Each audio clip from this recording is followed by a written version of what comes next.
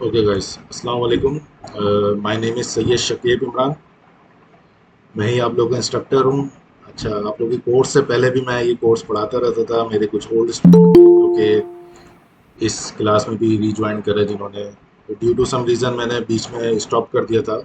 कुछ family issues चल रहे थे, तो दोबारा रिकंटिन्यू करें। तो मेरे ओल्ड स्टूडेंट भी इस बैच में हैं और जो न्यू स्टूडेंट्स आए हैं वो भी मेरे इस बैच में शामिल हैं। अच्छा, मैं थोड़ा सा अपना इंट्रोडक्शन दे दूं पहले।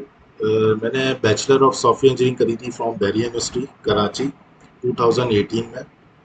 आफ्टर डैट मैंने यहाँ पे सॉफ्टवेयर हाउस में काम कर 1 से 1.5 साल, फिर मैं 2019 में ऑस्ट्रेलिया चले गए फॉर माई मास्टर्स। 2021 में मैं वापसी आया पाकिस्तान। उस टाइम से अभी तक मैं कंटिन्यू जॉब कर रहा हूँ एक यूएस की कंपनी में एज अ टीम लीड, जहाँ मेरे अंडर 40 एम्प्लॉयज़ हैं, पाइथन डेवलपर्स हैं, जिनको मैं ट्रेन करता हूँ, जिनको मैं लीड करता हूँ, जिनसे मैं काम करवाता हूँ। ठीक है। और 2018 से ही मैं तकरीबन पढ़ा रहा था, बल्कि 2017 से ही मैं पढ़ा रहा था पाइथन प्रोग्रामिंग लैंग्वेज। पहले मैं घर घर जाके पढ़ाता था इंडिविजुअल स्टूडेंट्स को, पर लेकिन राइट नाउ फिजिकल पॉसिबल, एक जगह से दूसरी जगह स्विच करना इतनी फ्रिक्वेंटली नहीं हो सकता। तो फिर अब मैंने ऑनलाइन स्टार्ट करा है लास्ट पास 3 ईयर्स से। ठीक है। तो 3 ईयर्स से मैं ऑनलाइन पढ़ा रहा हूँ। उससे पहले ऑनवर्ड मैं था, तो मैं ऑस्ट्रेलिया में जाके मैं पढ़ाता था, पाकिस्तान में रह के भी मैं पढ़ाता था। तो 2017 से ही समझे मैं पढ़ा रहा हूँ। मेरा यूट्यूब चैनल भी है, जिसमें मैं पाइथन के कुछ पुराने कॉन्सेप्ट जो मैं बिगनर लेवल पे सीख रहा था, जिसमें वेब स्क्रैपिंग है, फाइल हैंडलिंग है, कुछ बेसिक कॉन्सेप्ट है पाइथन के, वो भी मैं यूट्यूब पे अपलोड करता रहता था। ठीक है। लेकिन लास्ट पास 3 ईयर से मैं कंटिन्यू टीचिंग की फील्ड में हूँ, और प्लस में जो चीज़ मैं आप लोगों को पढ़ा रहा हूँ, इसी चीज़ की मैं जॉब कर रहा हूँ। मैं खुद जेंगो फ्रेमवर्क यूज़ करके वेब डेवलपमेंट करवाता हूँ। ठीक है। पाइथन लैंग्वेज मेरा डोमेन है, मैं पाइथन लैंग्वेज पे ही रह के काम करता हूँ। तो साथ में अगर एआई डेटा साइंस के काम आते हैं वो एज़ पर द रिक्वायरमेंट, तो फिर वो करते हैं। ठीक है। लेकिन अभी मैंने एआई और डेटा साइंस का कोई कोर्स लॉन्च नहीं करा है। अभी मैं प्योरली उसी चीज़ पे फोकस कर रहा हूँ जो चीज़ मैं कर रहा हूँ, और जो मैं समझता हूँ कि मैं अच्छे से डिलीवर कर सकता हूँ स्टूडेंट को, और जिनका कॉन्सेप्ट अच्छा बना सकता हूँ। ठीक है। तो ये था मेरा एक छोटा सा ओवरव्यू कि मैं पाइथन लैंग्वेज जो पढ़ा रहा हूँ, और जो मेरे एजुकेशन बैकग्राउंड है, वो सब चीज़ें मैंने आपको बता दी। ठीक है। अच्छा, ये चीज़ कोई फेक नहीं है। बहुत सारे स्टूडेंट समझते हैं ऑनलाइन पढ़ा रहे हैं तो फेक है, बस पैसे वसूल कर लेंगे और कुछ नहीं है। मेरे पास स्टूडेंट्स भी हैं, उनसे भी आप लोग फीडबैक ले सकते हैं। आप फेसबुक पेज पे भी फीडबैक दे सकते हैं स्टूडेंट्स का। जेन्युइन रिव्यूज़ हैं स्टूडेंट्स के जो खुद से वो देते हैं। ठीक है। तो हम चलते हैं कोर्स की तरफ। मैं अपनी स्क्रीन शेयर कर रहा हूँ आप लोगों के साथ, तो काइंडली ज़रा इसको देखिएगा और मुझे बता दीजिएगा अगर स्क्रीन आपको सही विजिबल है।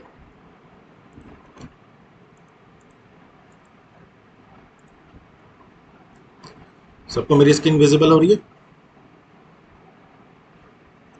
गाइस? ओके। ये हमारा फर्स्ट लेक्चर है जी सर, हो रही इंट्रोडक्शन। पाइथन का इंट्रोडक्शन हम देखेंगे, पाइथन लैंग्वेज है क्या, उसका बैकग्राउंड क्या है। अच्छा, ये थोड़ी सी पुरानी है, ये पीडीएफ बनी हुई। उसका जो बेसिक पर्पस है इस पीडीएफ का, वो सिर्फ ये है कि पाइथन की आपको नो हाउ हो जाए कि पाइथन है क्या, कब बनी, क्या क्या प्रैक्टिस हम इससे कर सकते हैं, पाइथन किस किस फील्ड में किस किस डोमेन में यूज़ होती है। सिर्फ इसका मेन कॉन्सेप्ट ये है, और पाइथन का जो बेसिक सेंटेक्स है उसका सिर्फ आपको कॉन्सेप्ट देना है इस पूरी पीडीएफ का काम। ठीक है। तो इसमें आप घबराइए नहीं कि पुरानी है, तो मैं आपको खुद बता रहा हूँ ये पुरानी है, क्योंकि मेरे सारे स्टूडेंट जितने पुराने हैं वो सब इसी पीडीएफ को देखते हुए आ रहे हैं। ठीक है। अच्छा, हम देखते हैं इसमें what is Python programming language. ठीक है। जिस तरह आपको पता है पाइथन एक प्रोग्रामिंग लैंग्वेज है। प्रोग्रामिंग लैंग्वेज वो लैंग्वेजेस होती है जिसके यूज़ करते हुए हम कोई कोड करते हैं, और कोड करके हम कोई एक प्रोडक्ट बनाते हैं, चाहे वो वेब एप्लीकेशन हो, चाहे वो डेस्कटॉप एप्लीकेशन हो, चाहे वो किसी भी किस्म की स्क्रिप्टिंग हो जो हमारे लिए हेल्प आउट करे, जो हमें प्रेडिक्ट करे, जो हमें रिजल्ट दे। वो सब चीज़ें कहलाती हैं प्रोग्रामिंग लैंग्वेज। तो पाइथन प्रोग्रामिंग लैंग्वेज। ठीक है। अच्छा, आप लोग को बीच में कोई सवाल हो ना, तो मैं जब बैक आऊँ इस स्क्रीन पे, फिर मैं आप लोगों से पूछूंगा कोई क्वेश्चन है, तो आप लोग वन बाय वन करके क्वेश्चन कर लीजिएगा, ताकि क्लास भी डिस्टर्ब नहीं हो और आपके सवाल की आंसर भी आपको प्रॉपर मिल जाए। ठीक है। अच्छा, Python is a high level interpreted programming language. Python एक high level interpreted programming language है। अगर आप प्रोग्रामिंग लैंग्वेज में पढ़ रहे हैं या आप आईटी की फील्ड में पढ़ रहे हैं, तो आपको high level languages, low level languages का कुछ ना कुछ नो हाउ होगा। अगर नहीं है तो मैं आपको बता देता हूँ। हाई लेवल लैंग्वेजेस क्या होती हैं? हाई लेवल लैंग्वेजेस वो होती हैं जो कि किसी भी गैजेट्स या हार्डवेयर पे डिपेंडेंट ना हो। ठीक है, इसका मकसद क्या है, इसको आसान अल्फाज में समझाऊं, कोई भी ऐसा सॉफ्टवेयर जो किसी एक पर्टिकुलर मशीन पे चले, मतलब सिर्फ वो उसी मशीन पे चलेगा, उसके अलावा किसी और मशीन पे नहीं चल सकता।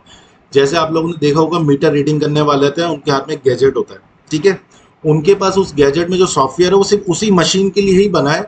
वो हमारे मोबाइल पे भी नहीं चला सकते, वो किसी और लैपटॉप पे भी नहीं चला सकते, किसी और मशीन पे नहीं, वो मशीन ओरिएंटेड है, मतलब मशीन के डिपेंडेंट है। तो ऐसे लैंग्वेजेस जो कि मशीन पे डिपेंडेंट हो किसी पर्टिकुलर, तो वो लो लेवल लैंग्वेजेस होती हैं। पाइथन हाई लेवल लैंग्वेज है, तो इसका मतलब ये किसी भी मशीन पे चल सकता है।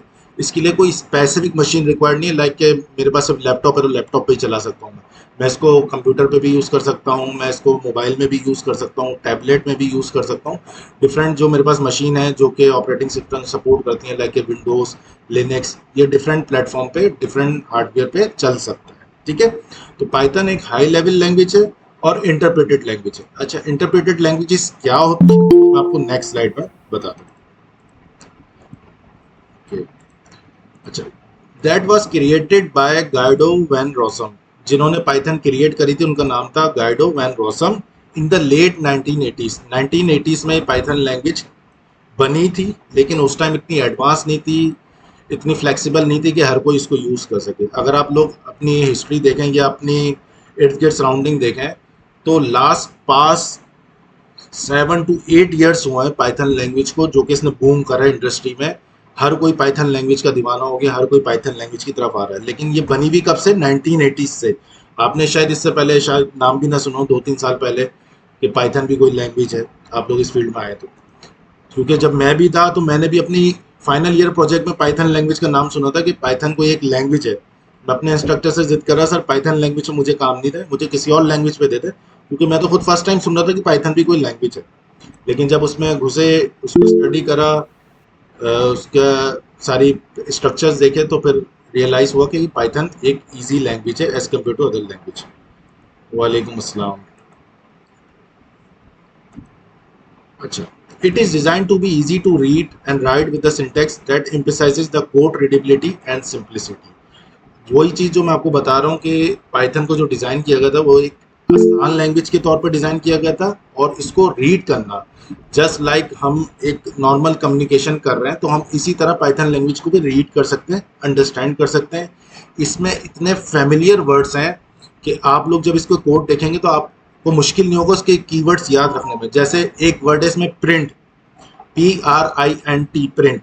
अच्छा, प्रिंट ऐसा वर्ड है कि आप लोगों ने कहीं ना कहीं इससे सिमिलर वर्ड या सेम वर्ड कहीं ना कहीं सुना होगा, यूज करा होगा। जैसे प्रिंट से आप लोग प्रिंटर रियलाइज कर सकते हैं, प्रिंट या प्रिंट पेज या प्रिंट पेपर, इस टाइप की चीज़ें आप लोगों ने अपनी सराउंडिंग में सुनी होंगी या यूज़ की भी होंगी। तो इतने सिंपल वर्ड्स हैं इसमें जो कि आप इजीली रिमेंबर कर सकते हैं। अगर मैं बोलूँ एक वर्ड है पाइथन का प्रिंट, आप उसको याद कर लें, तो आपको उसको याद करने में कितनी देर लगेगी?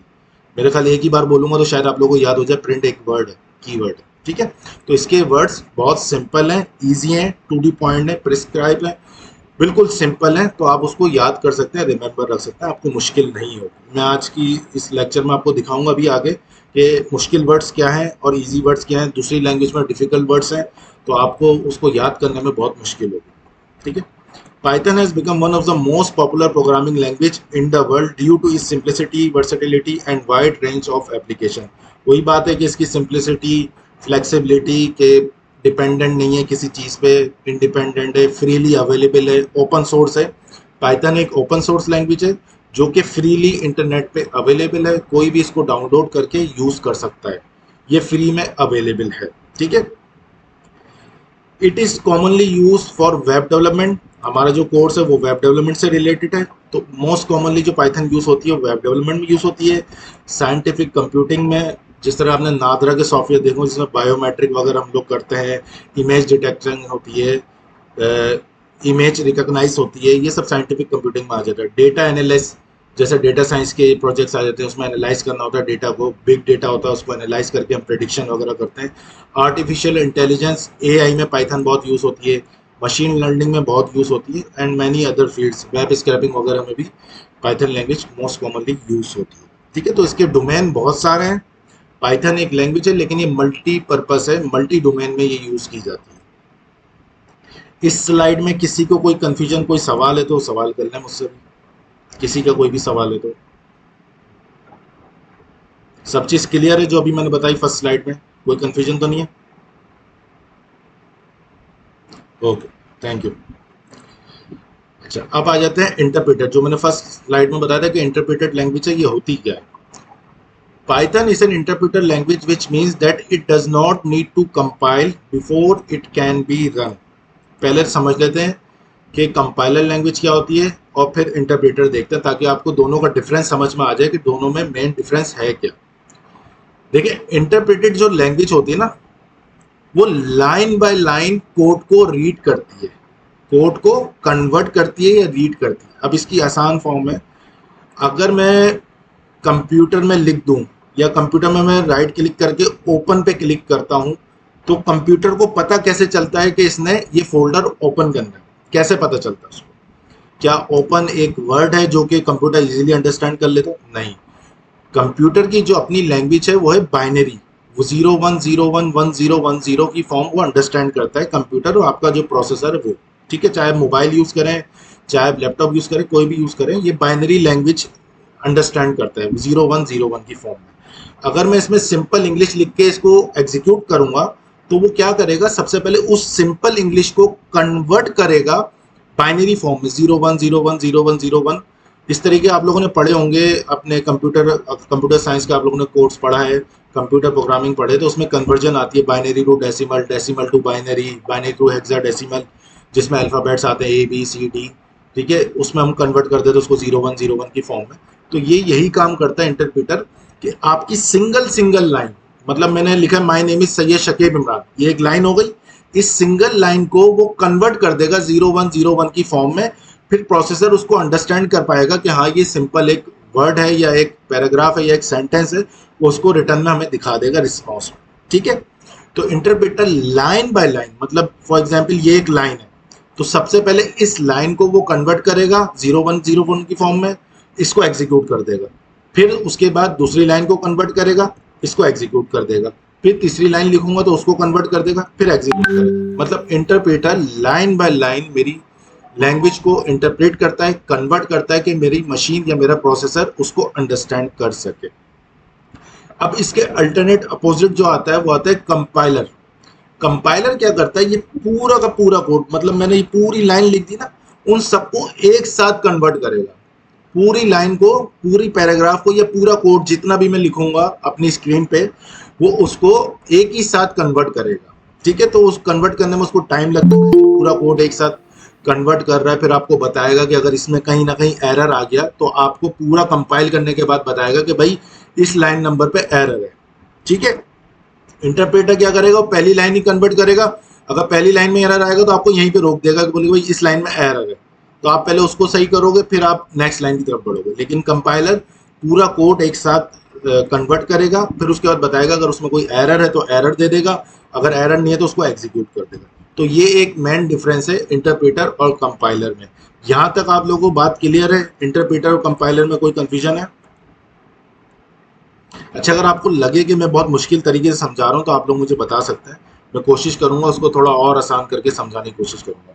लेकिन अल्हम्दुलिल्लाह अभी तक मैंने जितना पढ़ाया है तो सबको इजीली अंडरस्टैंड हो जाती हैं चीज़ें, क्योंकि मैं आसान अल्फाज में आप लोगों को समझा रहा हूँ और उर्दू लैंग्वेज में आप लोगों को समझा रहा हूँ, ठीक है।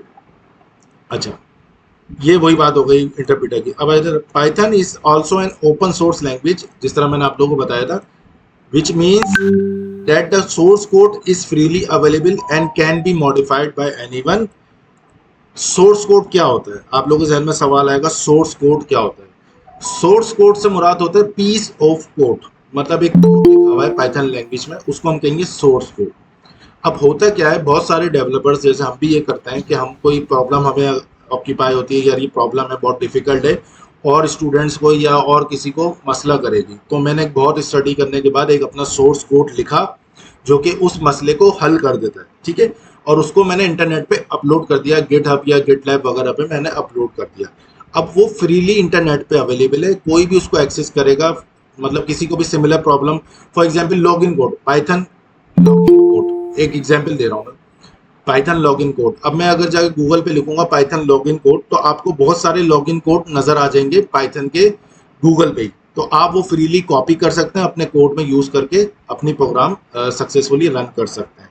तो ये मतलब होता है सोर्स कोड फ्रीली अवेलेबल होता है इंटरनेट पे, कोई भी उसको डाउनलोड कर ले, कॉपी कर ले और फ्रीली अपने हिसाब से मॉडिफाई कर सकता है। क्योंकि हम लोग भी, हमें भी अभी कभी कोई डिफिकल्टी होती है, हम भी नेट से कॉपी करते हैं कोड और उसको अपनी रिक्वायरमेंट के हिसाब से मॉडिफाई करते हैं और अपनी प्रॉब्लम जो भी होती है उसको सॉल्व कर लेते हैं। तो इसी वजह से this has lead to a large number of active community of developers who contribute to its development. इसी वजह से ओपन सोर्स और फ्रीली अवेलेबल होने की वजह से पाइथन के जो डेवलपर्स हैं इनकी कम्युनिटी बहुत बड़ी है और ये एक्टिवली कंट्रीब्यूट करते हैं। कोई भी प्रॉब्लम आ जाए उसका सॉल्यूशन करके दे देते हैं और फ्रीली इंटरनेट पे अवेलेबल कर लेते हैं, तो उसको कोई भी यूज़ कर सकता है और ये अपने हिसाब से भी कोई लाइब्रेरी मॉडिफाई करा सकते हैं, जो कि हम भी यूज़ कर सकते हैं बाद में। Create libraries and tools and provide supports to others.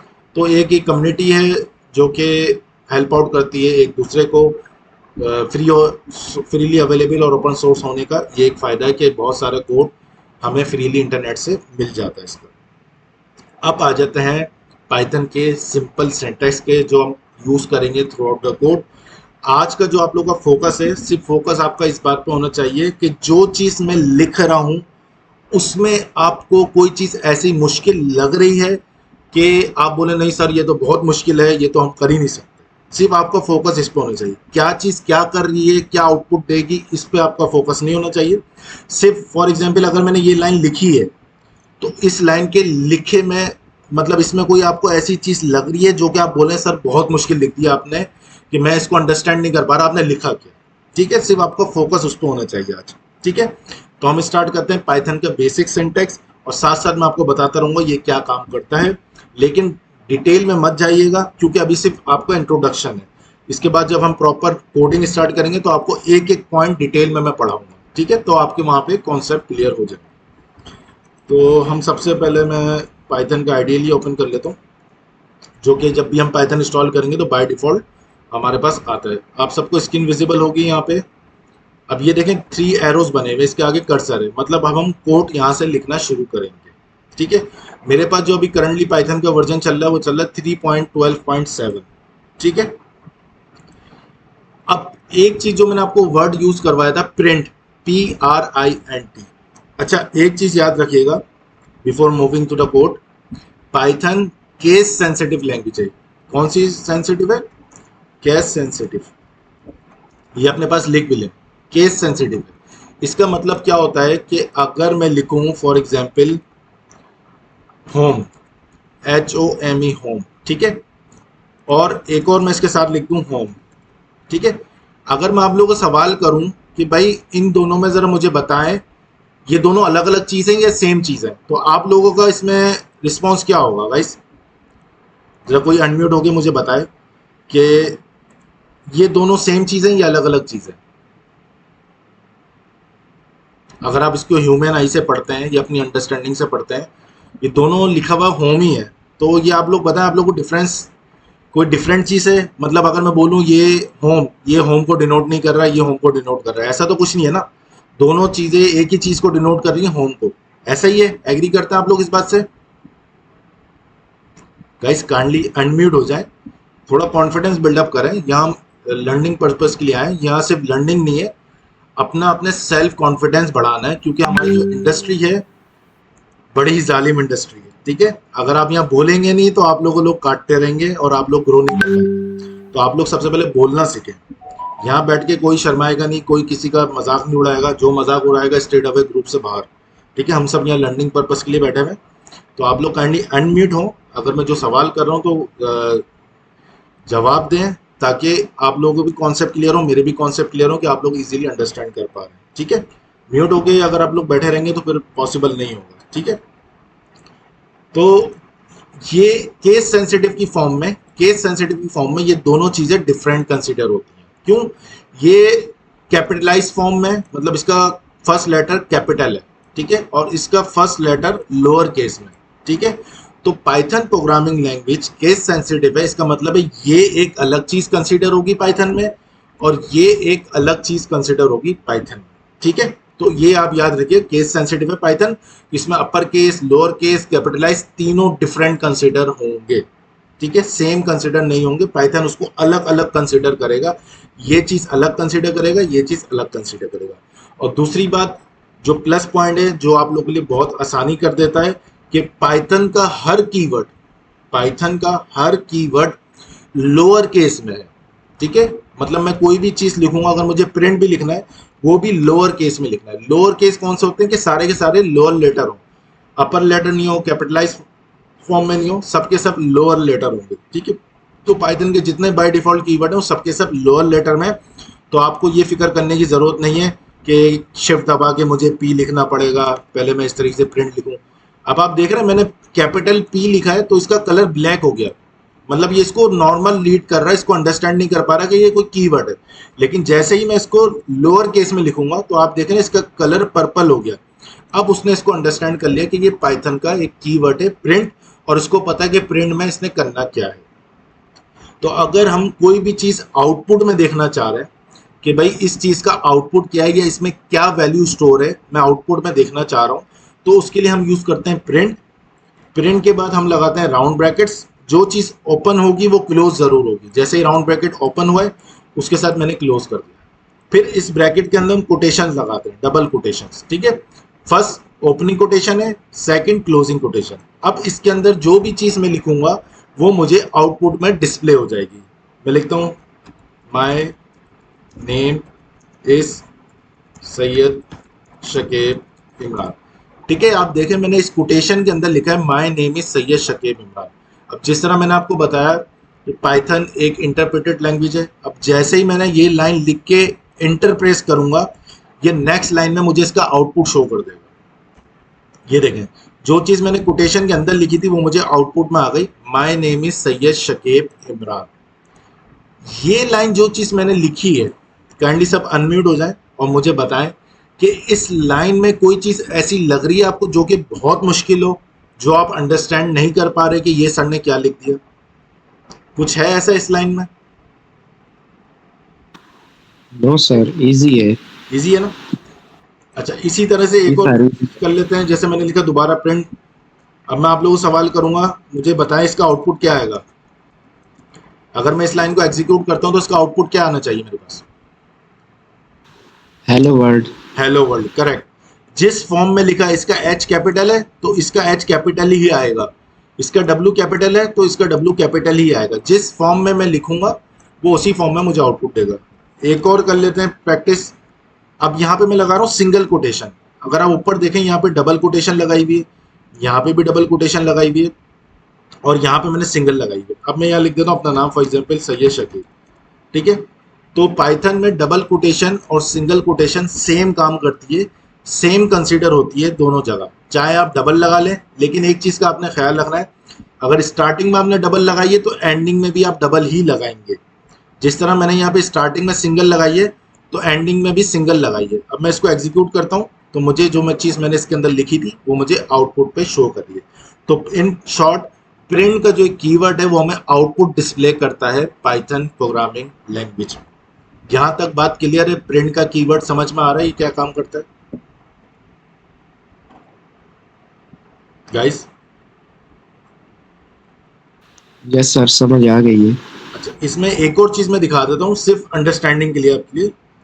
मैंने यहाँ पे ब्रैकेट्स लगाए, यहाँ पे मैं डबल कोटेशन लगाए, मैंने लिखा हेलो।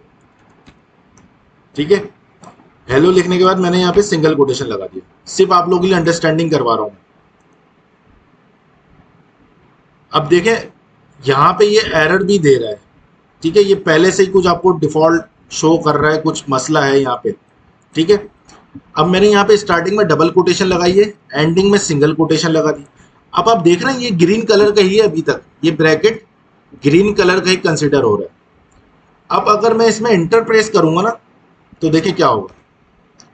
इसने मुझे दे दिया सिंटैक्स एरर, मतलब जो चीज मैं लिख रहा हूं वो गलत सिंटैक्स है, वो पाइथन उसको अंडरस्टैंड नहीं कर पा रहा। पाइथन की जो अपनी बाउंड्रीज हैं या लिमिटेशन है वो फुलफिल नहीं हुई, इसमें जो उसका सिंटैक्स लिखना चाहिए था फुलफिल नहीं हुआ। तो उसने देखे मैसेज क्या दिया है, अनटर्मिनेटेड स्ट्रिंग लिटरल। ठीक है, अनटर्मिनेटेड, टर्मिनेटेड मतलब होता है कि बंद कर दिया, खत्म हो गया। सही है, अनटर्मिनेटेड का मतलब वो खत्म ही नहीं हुआ। ये क्या कह रहा है कि अनटर्मिनेटेड स्ट्रिंग लिटरल, ये कह रहा है कि ये देखें इसने हाईलाइट भी करा है, देखें इसको रेड कलर में कर दिया इसने, ये आप देख रहे हैं आप लोग, ये डबल कोटेशन रेड कलर में नजर आ रहा है गाइस जहां मेरा कर्सर है। Yes sir. तो ये आपको बता रहा है कि ये एरर है, यहाँ पे एरर है क्योंकि आपने ओपनिंग टैग तो लगा दिया लेकिन इसका क्लोजिंग टैग डबल वाला इसको नहीं मिल रहा है। तो अब हम क्या करेंगे, अब हम दोबारा अगर लिखते हैं इसको प्रिंट डबल कोटेशन लगाई हेलो, अब जैसे ही मैं इसका ब्रैकेट बंद करूंगा तो आप एक चीज गौर कर रहे हैं यहाँ पे कि ये चीज ब्लैक कलर में हो गई, मतलब ये प्रॉपर सेंटेक्स में चल रही है। देखिए यहाँ पे डबल कोटेशन स्टार्टिंग में था तो यहाँ पे डबल कोटेशन एंडिंग में, तो अब ये प्रॉपर सेंटेक्स हो गया। अब मैं इसको चलाऊंगा तो मुझे ये आउटपुट दे देगा हेलो, ठीक है। तो मैं साथ साथ आप लोगों को बताता भी रहूंगा एरर आ रहा है तो एरर किस वजह से आ रहा है और क्यों आ रहा है, क्या गलती कर रहे हैं आप लोग कोड में, ठीक है। ये हो गया प्रिंट वाला कॉन्सेप्ट जो कि हम लोग यहाँ पे देख रहे थे कि पाइथन में प्रिंट मैसेज किस तरीके से करवाते हैं। अब आ जाते हैं वेरिएबल, कि वेरिएबल है क्या, इसको हम डिक्लेयर किस तरीके से करते हैं और यूज किस तरीके से करते हैं। अब इसकी एग्जांपल देख लेते हैं।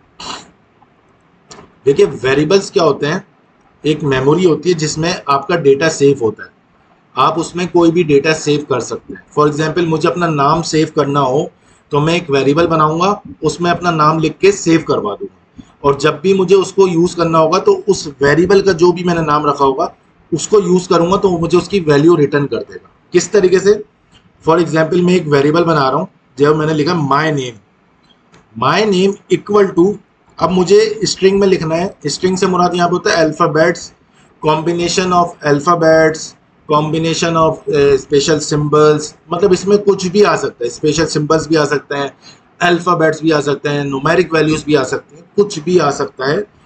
और जो चीज़ मैं बोलूँ अगर स्ट्रिंग, अगर मैं वर्ड यूज़ कर रहा हूँ स्ट्रिंग, तो आपने कंसिडर करना है कि वो चीज़ या तो डबल कोटेशन के अंदर लिखी हुई होगी या वो सिंगल कोटेशन के अंदर लिखी हुई होगी, तो वो उसको कंसिडर करेगा स्ट्रिंग। अब फॉर एग्जाम्पल मेरा नाम है, मेरा नाम एक अल्फ़ाबेट्स की फॉर्म में आ रहा है, सैयद शकीब इमरान, तो अल्फ़ाबेट जो भी हम सेव करवाना चाहते हैं तो वो हम स्ट्रिंग के अंदर ही सेव करवाते हैं, विदाउट स्ट्रिंग सेव नहीं करवाते। अगर हम विदाउट स्ट्रिंग सेव करवाएंगे तो पाइथन उसको अंडरस्टैंड नहीं कर पाएगा और वो बोलेगा ये एरर है, ठीक है। तो अब मैं यहाँ लिख देता हूँ सैयद शकीब इमरान, ठीक है। अब मैं नेक्स्ट लाइन में इंटर कर देता हूँ, तो देखें नेक्स्ट लाइन में कोई भी आउटपुट नहीं आया और आएगा भी नहीं। क्यों नहीं आएगा, क्योंकि अभी मैंने एक वैल्यू इनिशियलाइज करवाई है, वो वैल्यू सेव करवाई है एक वेरिएबल में, जिस वेरिएबल का नाम है माय नेम, ठीक है। अब माय नेम में सैयद शकीब इमरान जाके सेव हो गया, ठीक है। ये सेव किस तरीके से हो रहा होगा, माय नेम की एक मेमोरी बनी होगी सिस्टम में, उस मेमोरी के अगेंस्ट ये नेम जाके सेव हो गया। अब जब भी मुझे ये नेम आउटपुट में चाहिए तो मुझे क्या करना पड़ेगा, इसका वेरिएबल मैं कॉल करूंगा तो वो मुझे उसका वैल्यू आउटपुट में दे देगा। फॉर एग्जांपल मैं लिख रहा हूँ प्रिंट, प्रिंट के अंदर मैंने राउंड ब्रैकेट लगाया। अच्छा, जब भी हम कोई वेरिएबल प्रिंट में यूज करते हैं तो वो विदाउट कोटेशन यूज करते हैं, मतलब उसमें डबल कोटेशन या सिंगल कोटेशन नहीं लगाते। उसका रीजन ये है कि अगर मैं डबल कोटेशन या सिंगल कोटेशन लगाऊंगा तो वो उसको कंसिडर करेगा स्ट्रिंग, तो वो आउटपुट में वही दे देगा जो मैं कोटेशन के अंदर लिखूंगा। लेकिन अगर मैं उसको विदाउट कोटेशन लिखूंगा तो पाइथन को ये पता है कि जो भी चीज़ विदाउट कोटेशन मुझ में आ रही है प्रिंट स्टेटमेंट में, वो या तो वेरिएबल होगा या वो न्यूमेरिक वैल्यूज होंगी। उसका अपना कॉन्सेप्ट या स्ट्रक्चर फिक्स है पीछे बैकग्राउंड, ठीक है। अब मुझे ये वैल्यू आउटपुट में चाहिए तो इस वैल्यू को मैंने सेव किया माय नेम में, तो मैं एग्जैक्टली सेम जिस तरीके से मैंने माय नेम लिखा उसको लिखूंगा प्रिंट माय नेम, तो आउटपुट में ये देखें मुझे वैल्यू दे रहा है सैयद शकीब इमरान की। तो ये आपने मैथमेटिक्स में भी वैल्यू सेव करवाई होंगी, x is equal to 100, y is equal to 200, z is equal to x plus y. इसी तरीके से पाइथन में भी सिंपल हम वेरिएबल डिक्लेयर करते हैं, उसमें उसकी वैल्यू सेव करवाते हैं और फिर उसके बीच में उसकी वैल्यू आउटपुट में देख लेते हैं, या उसमें एडिशन सब्ट्रैक्शन मल्टीप्लिकेशन कुछ भी करना हो तो हम कर सकते हैं। यहाँ तक बात क्लियर है आप लोगों गाइस? यस सर, क्लियर है। अच्छा, यहाँ जिस तरह मैंने एग्जाम्पल दी, मैं x लिख रहा हूँ, x में वैल्यू सेव कर दी 100, ठीक है। y लिखा, y में वैल्यू सेव कर दी 200। अब ये आप देखें 100 और 200 न्यूमेरिक वैल्यूज हैं, तो इसके लिए मुझे कोटेशन लगाने नहीं पड़े, डबल कोटेशन या सिंगल कोटेशन की ज़रूरत नहीं होती न्यूमेरिक वैल्यूज़ में। सिर्फ कहाँ पे डबल कोटेशन सिंगल कोटेशन की ज़रूरत होती है, जहाँ हम कोई अल्फ़ाबेट्स या combination of alphabets symbols use कर रहे हैं, वहाँ पे हमें कोटेशन स्ट्रिंग की ज़रूरत पड़ती है, अदरवाइज हम विदाउट कोटेशन काम कर लेते हैं। अब मैं एक ले रहा हूँ रिजल्ट के नाम से, मैंने लिखा रिजल्ट इक्वल टू, अब अगर मैं आपको पूछूं ये रिजल्ट क्या है, तो आप लोगों का जवाब क्या होगा, रिजल्ट क्या है गाइस? या अगर मैं पूछूं ये x क्या है या ये y क्या है, तो आपका जवाब क्या होगा, ये क्या है? इसको हम क्या चीज कहते हैं? इसको हम कहते हैं वेरिएबल्स। ये x एक वेरिएबल है जिसमें 100 सेफ है, y एक दूसरा वेरिएबल है जिसमें 200 सेफ है, रिजल्ट एक वेरिएबल है जिसमें जो मैं चीज लिखूंगा वो सेव हो जाएगी। अब मैं लिख रहा हूं x प्लस y। अब दोनों न्यूमेरिक वैल्यूज के बीच में अगर मैंने प्लस लगा दिया तो इसमें मैथमेटिक्स ऑपरेशन परफॉर्म हो जाएगा। कौन सा वाला? एडिशन वाला। तो रिजल्ट में x प्लस वाई की वैल्यू सेव हो जाएगी। अब मैं इसको प्रिंट करता हूँ, प्रिंट, और इसमें लिख देता हूँ रिजल्ट। ठीक है, तो ये मुझे आउटपुट में दे रहे हैं 300 दे रहा है। 100 प्लस 200 करेंगे तो 300। तो ये 300 किस में जाके सेव हो गया? रिजल्ट के वेरिएबल में। तो जब मैंने इसको प्रिंट में रिजल्ट लिखा तो इसने मुझे उसमें जो वैल्यू सेव हुई होगी वो मुझे आउटपुट में दे दी, रिजल्ट। यहाँ तक बात क्लियर है आप लोगों को किस तरीके से वेरिएबल क्रिएट करते हैं पाइथन लैंग्वेज में? कोई भी चीज़ जो मुश्किल लग रही हो आपको इसमें? एनीथिंग? Okay, thank you. इसी तरह आगे भी सिंपल स्ट्रक्चर है, ये हम आगे चल के देखेंगे जब हम यूज़ करेंगे चीज़ें। इस तरह आप यहाँ पे देख लें, फॉर लूप लगता है, मतलब सिर्फ आप देख के अंडरस्टैंड करें कि इसमें कोई चीज़ ऐसी लिखी हुई नज़र आ रही है जो कि बहुत मुश्किल हो। ये माई लिस्ट वेरिएबल का नाम है, तो यहाँ पे वेरिएबल का नाम लिख दिया। ये फॉर एक इंग्लिश का वर्ड है जो कि आप नॉर्मली यूज़ करते हैं। ये फ्रूट एक वेरिएबल है, इन इंग्लिश का वर्ड है। माई लिस्ट एक वेरिएबल है। तो अगर आप इसको देखें तो इसमें कोई चीज़ ऐसी मुश्किल नहीं है कि आप बोलें सर ये तो बहुत मुश्किल है। ठीक है, तो ये जब हम आगे चल के देखेंगे कि हम लूप्स किस तरीके से लगाते हैं, वेरिएबल किस तरीके से लगाते हैं, हम लूपिंग किस तरीके से करते हैं, लिस्ट किस तरीके से बनाते हैं, तो ये चीज़ें आपको समझ में आ जाएगी। अब हम थोड़ा सा डिफ्रेंशिएट कर देते हैं पाइथन को सी शार्प की लैंग्वेज और जावा लैंग्वेज के साथ। अगर मुझे हेलो वर्ल्ड आउटपुट में चाहिए तो मैं पाइथन लैंग्वेज में किस तरीके से लिखूंगा?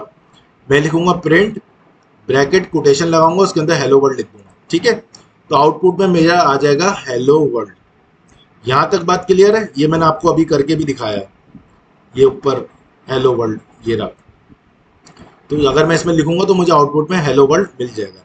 लेकिन अगर यही सेम काम मैं सी शार्प की लैंग्वेज में करना चाहूँ तो मुझे क्या लिखना पड़ेगा? मुझे लिखना पड़ेगा पहले कॉन्सोल, कॉन्सोल में सी कैपिटल हो, उसके बाद डॉट लगाना पड़ेगा, फिर राइट लाइन लिखना पड़ेगा, फिर ब्रैकेट बंद करना पड़ेगा, कोटेशन लगा के हेलो वर्ल्ड लिखना पड़ेगा, फिर एंड में सेमी कॉलन लगाना पड़ेगा। ये भी आउटपुट में मुझे देगा हेलो वर्ल्ड, ये भी आउटपुट में देगा मुझे हेलो वर्ल्ड। तो अगर मैं आप दोनों से पूछूं इन दोनों में से सिंपल कौन सा है, तो आपको कौन सा आसान लग रहा है इसमें? पाइथन वाला या सी शार्प वाला गाइस?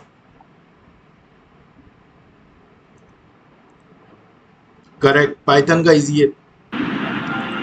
तो यही कंपैरिजन है कि जो मैं आपको कह रहा हूँ, पाइथन का सिंटैक्स बहुत ही सिंपल है, इजी है, तो आप इसको जस्टिफाई भी कर सकते हैं। यहाँ पे अगर आप ये चीज़ देखें तो कंसोल एक वर्ड है जो कि शायद आप लोग फर्स्ट टाइम सुन रहे हो। डॉट, राइट, लाइन, ये कॉम्बिनेशन ऑफ वर्ड है। इसमें एल कैपिटल होना चाहिए लाइन का, डब्ल्यू कैपिटल होना चाहिए, डॉट लगना चाहिए, सेमी कॉलन लगना चाहिए। ये मुश्किल वर्ड्स हैं जो कि फर्स्ट टाइम में आपको याद नहीं होंगे। अगर मैं आपसे पूछूं कि फर्स्ट टाइम में आपको इन दोनों में कौन सा याद हो, तो आप सिंपल बोलेंगे प्रिंट वाला हमें याद भी हो गया। ठीक है, लेकिन ये वाला आप लोगों को हमेशा तंग करता रहेगा जब तक आप लोग उसकी कंटिन्यूस प्रैक्टिस ना कर लें। यही सेम काम अगर जावा की लैंग्वेज में लिखूंगा तो मुझे वहाँ पहले लिखना पड़ेगा सिस्टम, फिर लिखना पड़ेगा डॉट आउट, फिर लिखना पड़ेगा डॉट प्रिंट एलन, फिर हेलो वर्ल्ड, फिर सेमी कॉलम। तो जावा लैंग्वेज में भी मुझे इस तरीके से प्रिंट लिखना पड़ेगा, जब जाके आउटपुट में मेरे पास हेलो वर्ल्ड आएगा। तो इन तीनों को अगर कंबाइन करें, कंपेयर करें, तो इन तीनों में से जो सबसे सिंपल और इजी सिंटैक्स है जो आपको एक ही बार में याद हो जाएगा वो पाइथन का है और वो प्रिंट वाला है, ठीक है। इसी तरीके से लूपिंग अगर हम करें पाइथन में, तो पाइथन में देखें सिर्फ इस लाइन पे लूप लग रहा है, सिर्फ इस लाइन पे, फॉर फ्रूट्स इन फ्रूट्स, बात खत्म। सिर्फ इस लाइन में पाइथन का लूप लग गया है, ठीक है। फॉर फ्रूट्स इन फ्रूट मतलब समझे लूप अप्लाई हो गया है, पाइथन का कोड लूप वाला कंप्लीट हो गया है यहाँ पे। लेकिन अगर यही सेम चीज मुझे सी शार्प की लैंग्वेज में करना पड़ता, तो मुझे क्या करना पड़ता, मुझे लिखना पड़ता फॉर, ब्रैकेट लगाता, फिर लिखता आई एन टी, फिर लिखता I equal to 0, semi column, फिर लिखता आई स्मॉलर देन का साइन, फिर लिखता फ्रूट्स डॉट लेन, फिर सेमी कॉलन, फिर आई प्लस प्लस, फिर ब्रैकेट बंद। तो मुझे ये सारा काम करना पड़ता सी शार्प की लैंग्वेज में सिर्फ ये लिखने के लिए, सिर्फ ये लिखने के लिए। तो आप देख रहे हैं इन दोनों में से कितना डिफरेंस है। अगर ये वाला सेंटेक्स मैं आपको याद करने को बोलूँ तो आपको तो पहले ये समझना पड़ेगा ये आई एन टी है क्या, फिर अगर मैंने आई लिखा तो ये आई है क्या, फिर उसको 0 क्यों दिया है, फिर उसको सेमी कॉलम क्यों दिया है, फिर ये स्मॉलर देन का साइन क्यों लगाया है, फिर ये डॉट लेंथ क्या करता है, फिर ये आई प्लस प्लस क्या करता है, फिर आपको तो ये सारी चीज़ें समझनी पड़ेंगी।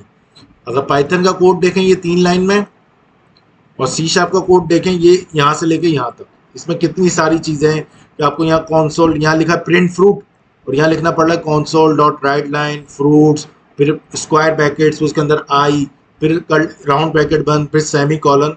तो ये थोड़ा एक बहुत डिफिकल्ट कॉन्सेप्ट है जो कि आपको बिगनर लेवल पे बहुत मुश्किल लगेगा, आपको याद करने में भी बहुत डिफिकल्टी होगी इसमें। इसी तरह अगर जावा लैंग्वेज में भी हम ये काम करेंगे तो सारी चीज़ें सेम रहेंगी, सिर्फ ये वाली लाइन चेंज हो जाएगी किससे, सिस्टम डॉट आउट इससे, ठीक है। तो अगर इन तीनों को भी देखें तो सबसे इजी कॉन्सेप्ट पाइथन लैंग्वेज का है। एग्री करते हैं आप लोग इस बात से गाइस? आंसर देते हैं, ओके ठीक है। अच्छा, अब हम आ जाते हैं कि हम पाइथन इंस्टॉलेशन किस तरीके से करते हैं। तो सबसे पहले अपने ब्राउज़र ओपन कर लें आप लोग, यहाँ पे आप लिखें python.org, ठीक है। आपने ये लिंक लिखना python.org, यहाँ पे आ रहा है डाउनलोड्स, ठीक है। और डाउनलोड्स में आके आपने यहाँ, तो अगर आप विंडोज़ यूज़ कर रहे हैं तो विंडोज़ सेलेक्ट करेंगे, मैक ऑपरेटिंग सिस्टम है तो मैक, या अगर कोई और प्लेटफॉर्म है तो अदर प्लेटफॉर्म चले जाएंगे, ठीक है। तो हम जैसे विंडोज़ यूज़ कर रहे हैं तो हम विंडोज़ पे जाएंगे और यहाँ पे सारे पाइथन के वर्जन आ रहे हैं। 3.13.5 जो है ये लेटेस्ट वर्जन है, तो मैं प्रीफर करता हूँ लेटेस्ट वर्जन हम यूज़ ना करें, उससे पुराने वाले हम कर लें। तो जैसे मेरे पास 3.12.7 है, यहाँ पे जो लिखा हुआ है 3.12.7, तो आप लोग भी यही कर लें। यहाँ पे आप लोग सर्च करें 3.12.7, ठीक है। अब ये आ गया 3.12.7। अब देखें यहाँ लिखा हुआ है can not be use on Windows 7 और अर्लियर, मतलब ये विंडोज एक्सपी में भी नहीं चलेगा, विंडोज 7 में भी नहीं चलेगा। आपके पास या तो विंडोज 8 हो या उससे अपग्रेडेड वर्जन हो। अब यहाँ के आपने देखना है आपका ऑपरेटिंग सिस्टम कितने बिट का है, 64 बिट का है या 32 बिट का है। तो वो आप कैसे चेक करेंगे, आप यहाँ पे जाएंगे पर्सनलाइज में,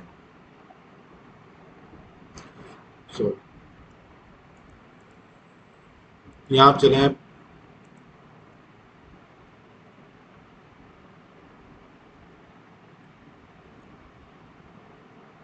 देखिए यहाँ लिखा हुआ सिस्टम टाइप में 64 बिट, तो मेरा ऑपरेटिंग सिस्टम 64 बिट का है, ठीक है। तो आप लोग चेक कर लेंगे आपका 32 बिट का या 64 बिट का, ठीक है। अच्छा, वापसी आ जाता है यहाँ पे, तो मेरा 64 बिट का, तो मैं यहाँ विंडोज इंस्टॉलर 64 बिट पे क्लिक करूंगा तो मेरी यहाँ पे डाउनलोडिंग स्टार्ट हो जाएगी, ठीक है। अब जैसे ही डाउनलोड हो जाएगा तो आप लोगों ने क्या करना है, जब वो डाउनलोड हो जाएगा तो आप जब उसके सेटअप चलाएंगे तो आपके पास कुछ इस तरीके की स्क्रीन आएगी।